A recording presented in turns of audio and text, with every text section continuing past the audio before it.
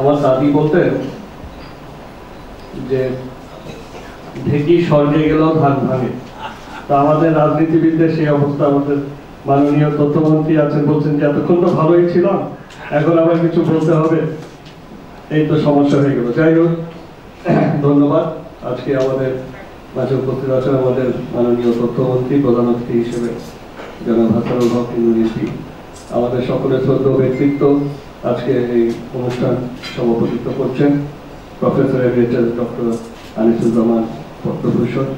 আরও আমাদের বিশেষ অতিথি হিসেবে আছেন আমাদের সকলের প্রিয় সাংস্কৃতিক কর্মী ব্যক্তিত্ব এবং অত্যন্ত সকলের প্রিয় বাচক আমাদের রামেন্দ্র মজুমদার, উপস্থিত আছেন আমাদের পীযূষ বন্দ্যোপাধ্যায়, উপস্থিত আছেন আমাদের এটিএম শামসুজ্জামান সহ সকল বরেণ্য ব্যক্তিত্ব। আসসালামু আলাইকুম। আজকে এক কথায় বলতে হয় যে মাতুল করিম সাহেব তিনি নিজেও অত্যন্ত ভার্সেটাইল একজন ব্যক্তিত্ব। আমাদের নাসির আহমেদ সাহেব তার ব্যাপারে বিস্তারিত বলেছেন যে অনেক গুণাবলী, অনেক গুণে তিনি সমৃদ্ধ মাতুল করিম সাহেব। কিন্তু আজকে এই যে আয়োজনটা এবং যে ডকুমেন্টারি আমরা দেখলাম, এতে তার একটি নতুন গুণের বহিঃপ্রকাশ ঘটলো এবং খুবই সুন্দরভাবে এটা করা হয়েছে, নির্মাণ করা হয়েছে।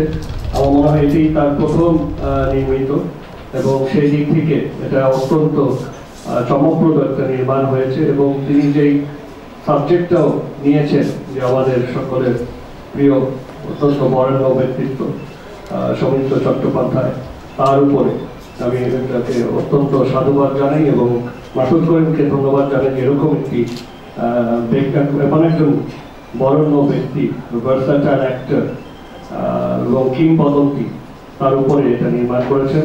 এর জন্য মাতুল করিমকে আমার আন্তরিক ধন্যবাদ। এবং আমাদের এই সংস্কৃতি চর্চাকে এগিয়ে নেওয়ার জন্য আমাদের মাননীয় তথ্যমন্ত্রী অবশ্যই অনেক কিছু বলবেন। আমার ক্ষুদ্র যদি কোনো সহযোগিতা প্রয়োজন হয় অবশ্যই আমি সেটা অবশ্যই করব। এবং হয়তো অনেকে মনে করতে পারেন যে আমি সৌমিত্র চট্টোপাধ্যায় সিনেমা দেখি নাই, আমি ছোটবেলা অনেক সিনেমা দেখেছি এবং সত্যজিৎ রায়ের ম্যাক্সিমাম সিনেমাই আমার দেখা। এবং ঘরে বাইরে যে সিনটা দেখালো এই স্বদেশ মুভমেন্টের উপর, এটা আসলে এখনো মনে দাগ কেটে আছে এবং দেশপ্রেমকে উজ্জীবিত করার জন্য এই সিনেমাটা অত্যন্ত গুরুত্বপূর্ণ একটি ভূমিকা পালন করেছে। সেটা আমি যে ছোটকালে ছিলাম আমার মধ্যেও সে একই অনুপ্রেরণা সেটা জাগিয়ে তুলেছে।